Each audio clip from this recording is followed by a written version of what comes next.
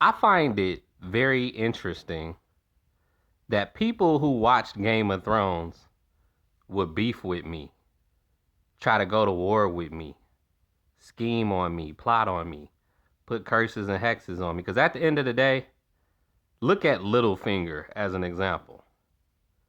He got that one ass beaten from Brandon Stark and never let that shit go. It bruised his ego, but it also taught him something very important that people who watched the show should have been taking notes to, where he was like, I can't beat them that way physically.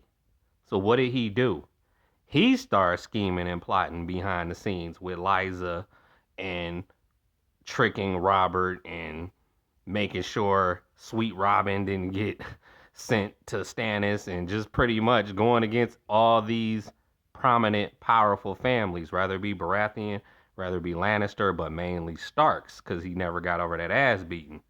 So I think that people who only fight one way are at a disadvantage when it comes to someone who's a mastermind at strategy and people who read books like The Art of War and just think of other ways to beat you. There is examples in that book where an entire army got left with a bunch of liquor and got too drunk and then got attacked in the middle of their sleep because they got drunk and fell asleep, and it gave the other army the win, the W, and that's what matters. So it's like if I can outsmart you, I don't have to be physically stronger than you, is what people fail to realize that try to beef with me.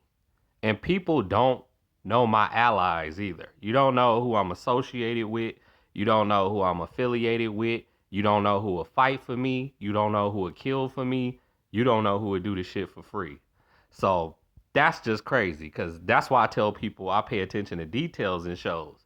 Littlefinger is one fucking character, but he's one very important one. And if you say, well, he ended up getting killed anyway, okay, the show can go in whatever fucking direction they want to go in.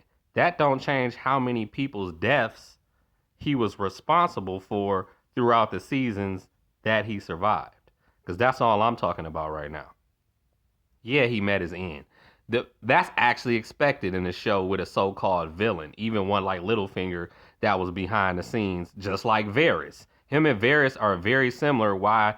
That's why people was pissed and hurt that they didn't get to reunite with each other, like how they were in King's Landing, because it was just fun watching them do their verbal tango, and they both knew each other's secrets, and they also knew what the other was thinking, what the other was doing. They both had spies everywhere, so yeah, that's just an important thing. And I have spies too. I have certain females I went to high school with that call me strictly to give me information, not to fuck. Even though I do want to fuck them, they just call to tell me stuff, and I appreciate that shit. I like informants and shit. And that's been in so many movies that people don't pay attention to, in Casino, in Goodfellas, all the people who just call to let you know shit. Like, oh, he just got here, he just pulled up. Okay, thank you. And they know they go get their cut. Everybody gets paid at the end of the day for useful information, reliable sources of information, credible people.